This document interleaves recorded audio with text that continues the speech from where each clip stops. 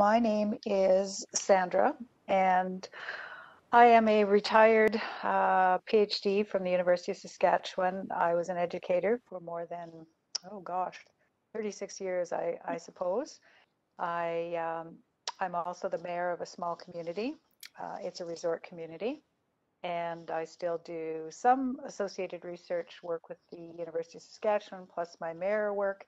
And I am also the primary caregiver for my mother, who is 85. She has end stage Alzheimer's. There are only the two of us left in our family, just my mom and myself. Mm. And she was first diagnosed with dementia in 2015.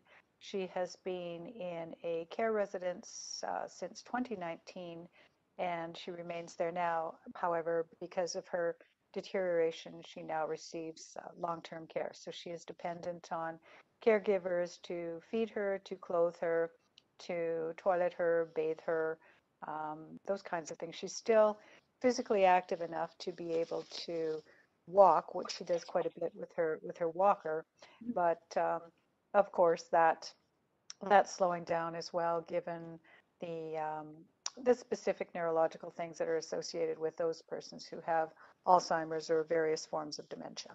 First, can you discuss what your caregiving role was with your mom before COVID and what that looked like for you, and then how it's changed since COVID started? Absolutely. So prior to the COVID restrictions, I could just come and go freely. Hmm. I could take my mom out for, just for day trips. I could very easily take her out for her different appointments that she would need. And it was just, my mom, as I said, likes to be outside. We had lots of family gatherings. She would attend family gatherings. My my kids, her grandkids, could come and go. They could take her out. They could have her in their home. I would often bring all four of our grandchildren, so her four great grandchildren, and they have a pool in the residence where my mom is. So, the kids would be swimming, and they call her Gigi. So great grandma would be watching and would pack up a lunch and would do lots of those different family kinds of functions. Yeah. So she was very engaged still in the extended family and what was happening. So now with COVID, I can still see her because I have compassionate care. So I am with her 3 times a week. Hmm. And depending on what her day is like, I could spend 2 hours there, I could spend 5 hours there. It just really depends on how her day is going. So when I go into the facility, of course, I'm screened right away. I wear a face mask. I wear the plastic visor shield as well. Sanitize the hands. I fill out 2 forms. They take my temperature. The one form has the temperature on it and all of the COVID protocols and, have I been here and there, and you have to answer that. And then I have to sign another form for their tracing. And I can bring in supplies and so forth, take them to her room.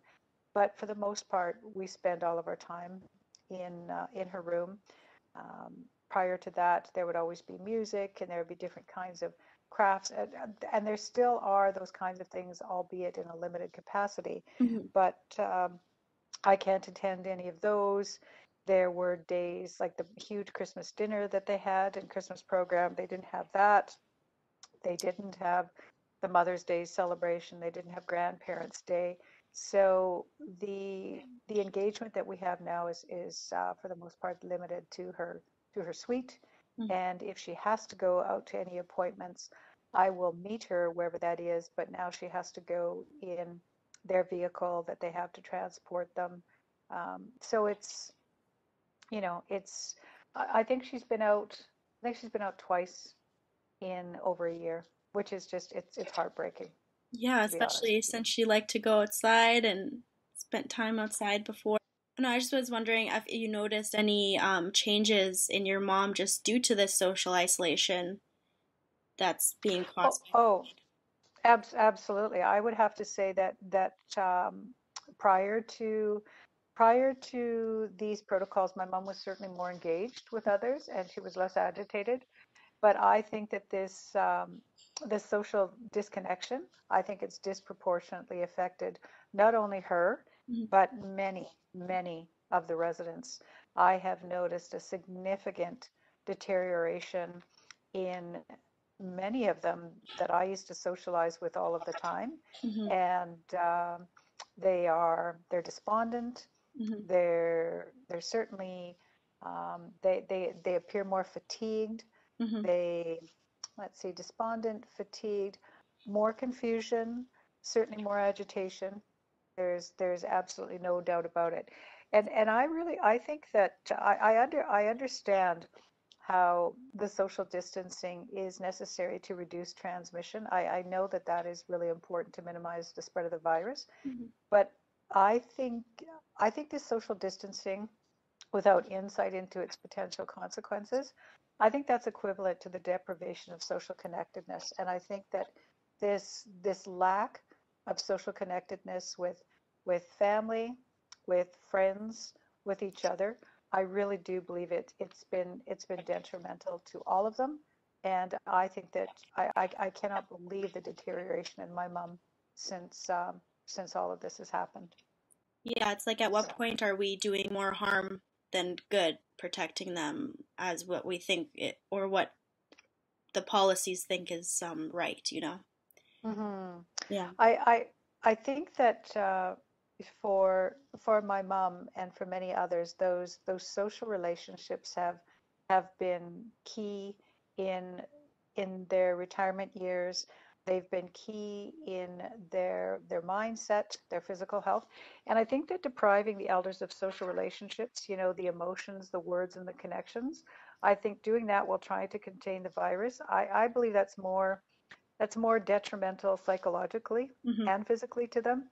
So I think we have to mitigate the negative effects of social distancing among seniors. We really Yeah. we need to do that. I understand that, you know, the party line was we need to isolate, we need to isolate, we need to isolate to keep them safe.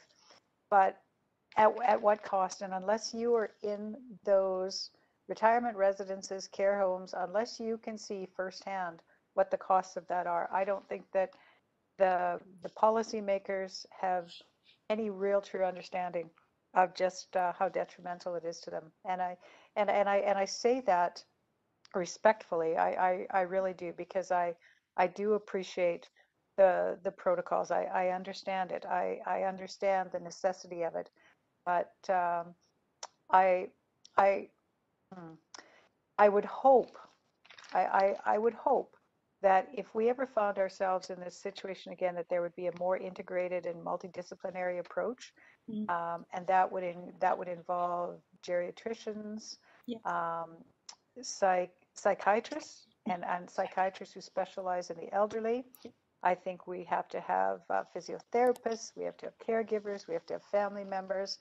I would hope that all of this would allow an opportunity for some very intense discourse where we examine what were the protocols in place, Mhm. what does the data show us about the effects of this on our elderly persons and the caregivers. Let's not forget the caregivers as well. And I'm talking about family caregivers and caregivers in the buildings themselves. Mhm. And how can we do this better? Because I think we need to do it better, much better.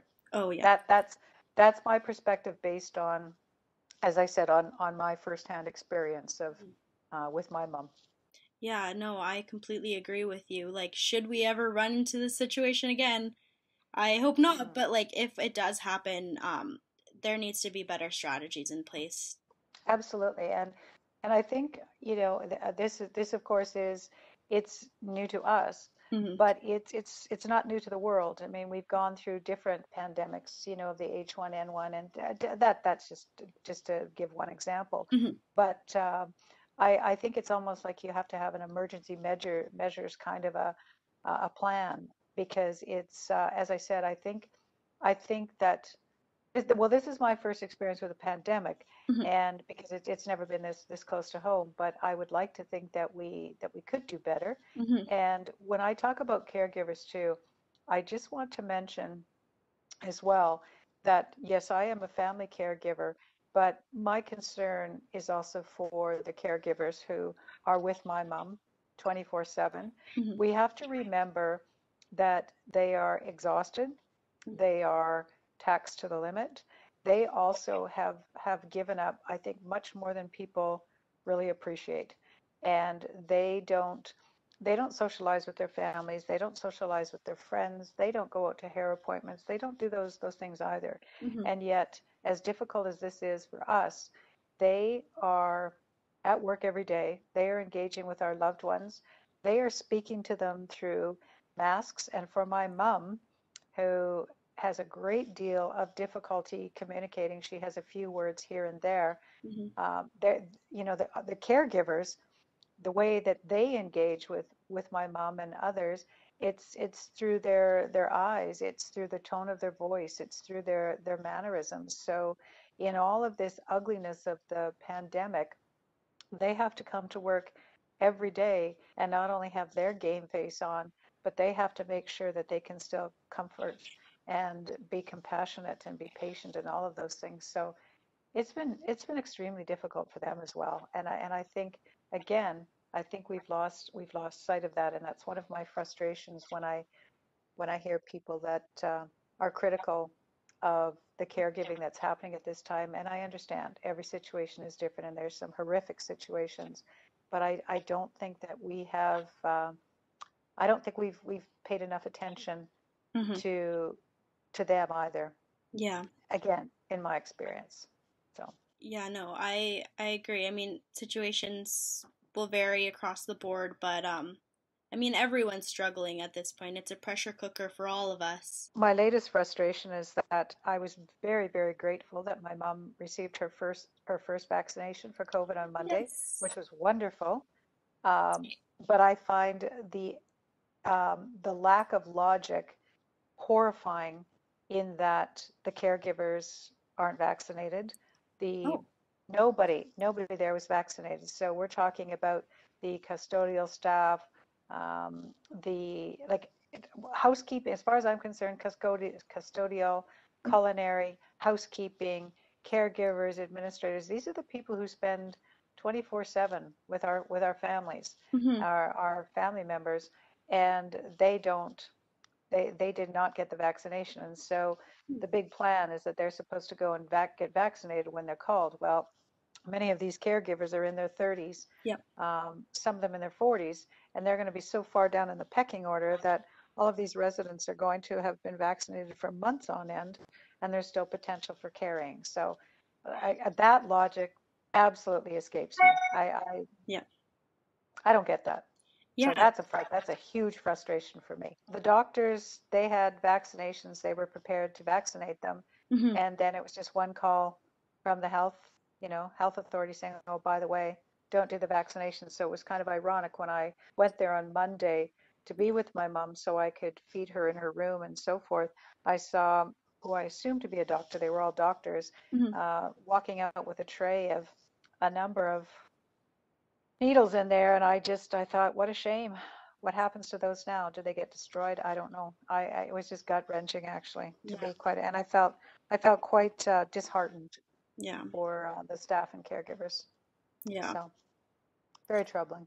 Yep. Yeah. Lots of things that can be done in a different way, to say the least. Absolutely, Yeah. absolutely. And I hope that this is going to be a learning experience because it can't be all for naught. Hmm. I think that this is this holds a great deal of potential Hmm. for policymakers, for mental health specialists, for medical specialists such as yourself with nurses and doctors, and as I said, all kinds of support people, OTs, physios, Yep. speech language pathologists. I think it just holds a great deal of promise for to be informed, to educate. I can see it finding its way into the College of Nursing, into the College of Medicine, into physiotherapy, everything, and especially for heaven's sakes for policymakers.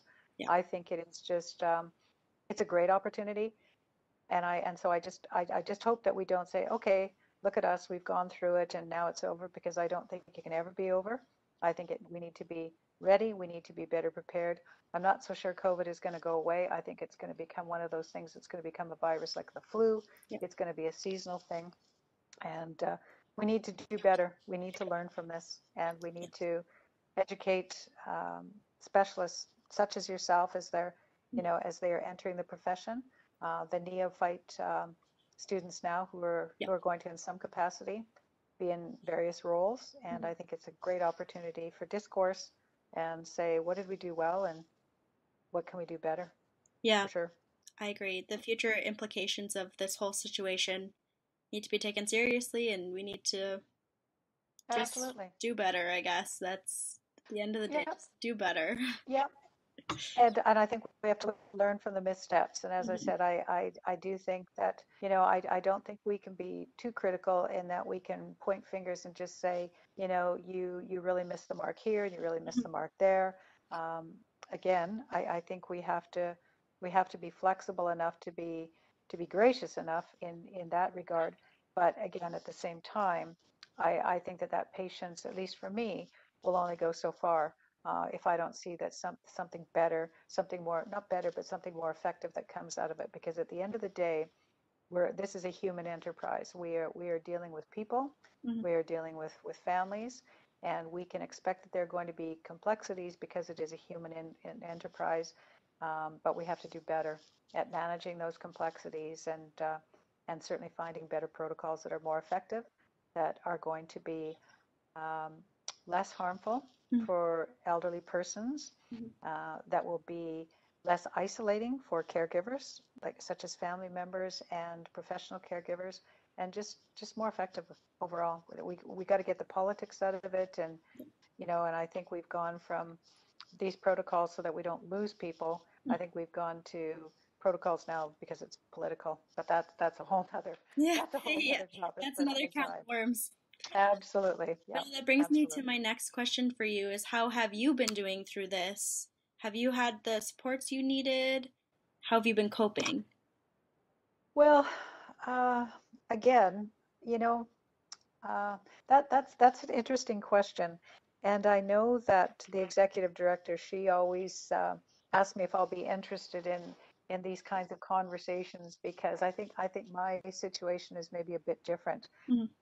Again, my I'm very grateful that I do come from a background of research. Mhm. I'm very grateful that, you know, that I am an educated person, and so I know about networking and I know about advocacy and I know about policy, and that was very much a part of my PhD dissertation that I did was policy. So I because I have that background, I have no problem with advocacy. Mhm. I also was an advocate for my father when my father was quite ill, and he died of pleural mesothelioma. So of course there was lots of lobbying with the government and medical professionals, and then too. So I have to say that because of that background, I'm quite resourceful, and Mhm. so I knew where to go. I knew where to go.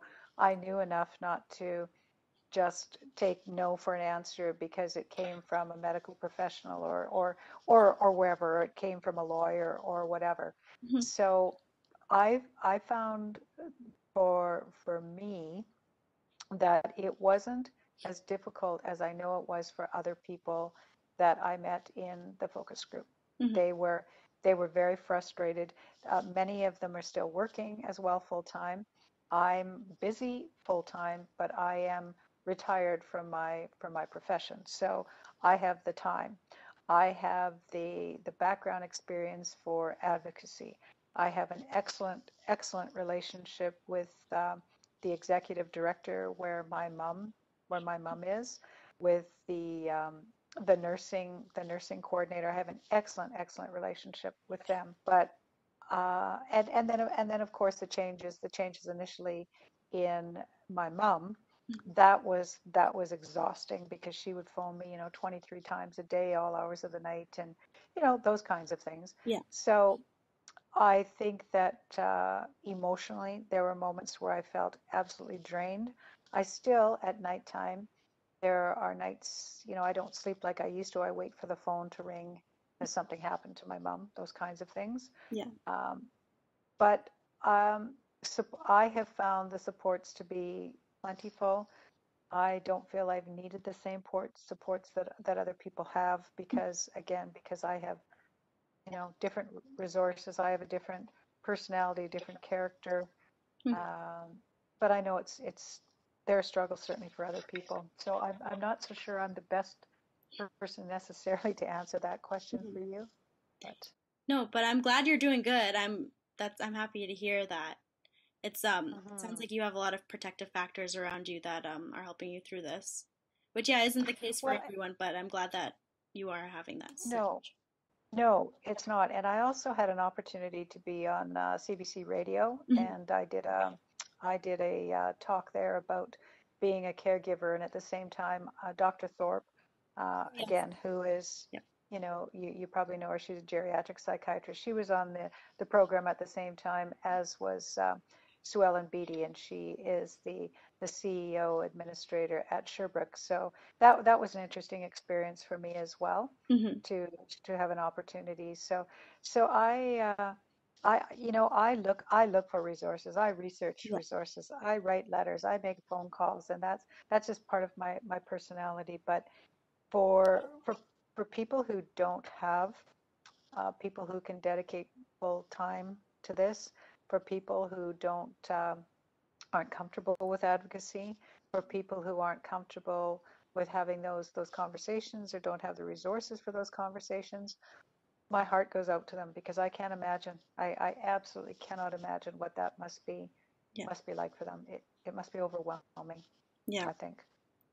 Yeah, no, but I think it's important for people to hear your story and hear what you're doing to cope. And I think too I think what perhaps what other caregivers um, might expect. I'm not sure. Again, just in the focus group, this was a common theme that came up was the isolation. hmm. Just there's feelings of isolation, not just for their loved ones, but just for family members, because it is exhausting Yeah.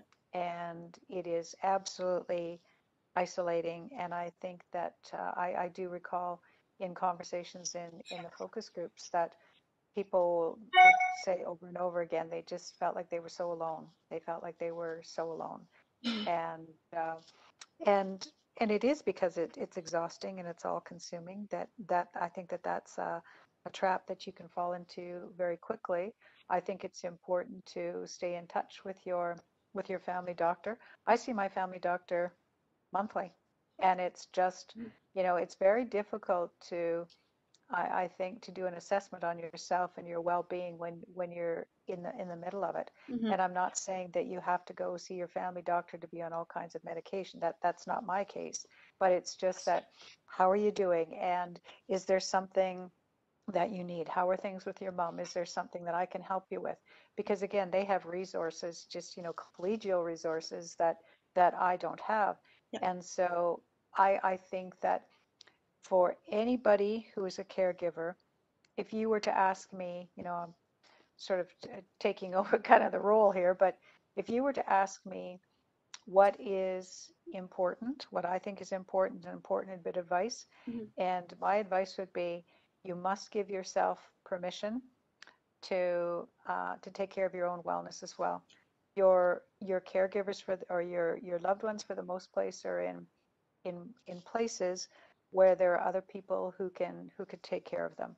But it is absolutely essential that you give yourself permission to do what you need to do to take care of yourself as well. I will not go see my mom 7 times a day, even or 7 times a week. Some people even think 3 times is too much, but I do a lot of things to take care of myself. Physical activity, making sure that I'm getting rest, checking in with my doctor once a month, doing other things that are important to me. As I said, spending time with my grandchildren, doing my research, my mayoral duties. Like you must give yourself permission to do that because I've seen lots of people that have crashed and burned, and they are just overwhelmed with grief. They are overwhelmed with guilt. They are overwhelmed with fatigue, frustration, anger, all of those things. Yeah. And it's a very slippery slope once you once you get there. So you need somebody who can say to you, "You're not well." And for me, that's my doctor. She'll just say, "Are you sleeping?" and those kinds of things. So Yeah. that's really important. Yeah, self-care I think is super important. We've got to promote that among Absolutely. caregivers. But that's very hard to do when you're in the middle of it. You Yeah. you don't recognize that because you are so focused on taking care of your family member, whoever it is. So Yeah. again, whatever it takes, Yeah. don't don't forget about yourself. Well, thank you so much for talking with me today. I really appreciate it. You're very, very welcome. Thank you for listening to Sandra's Caregiving During COVID story. If you or someone you know needs caregiver support, please feel free to reach out to the Saskatoon Council on Aging by contacting their office at 306-652-2255, by email at admin@scoa.ca, or check out their caregivers website for additional information at www.saskatooncaregiver.ca. You can also contact the Community Services social workers for caregiver counseling. They offer emotional support over the phone when you are feeling overwhelmed by questions, feelings, or not sure of the next step. Give them a call at 306-655-3400. They will provide you with tools to care for yourself and direct you to resources you may need to help you care for your loved ones.